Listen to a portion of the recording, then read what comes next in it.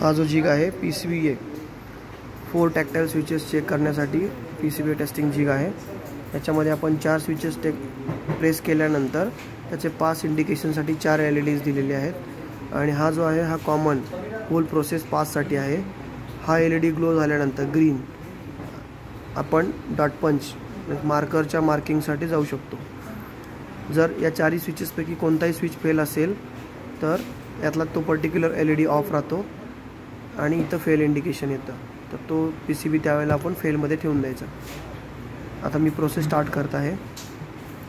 जसं आपण जी क्लोज करतो लगेच आपल्याला सेम टाईमला स्विचेस 1 बाय 1 दाबायचे।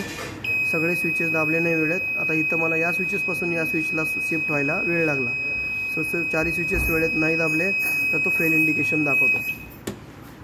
रिपीट करतो 1 2 3 4 पास डॉट पंच। नेक्स्ट PCB काढायचा, नेक्स्ट PCB लावायचा, परत 1 2 3 4 डॉट पंच, परत नेक्स्ट PCB लावायचा,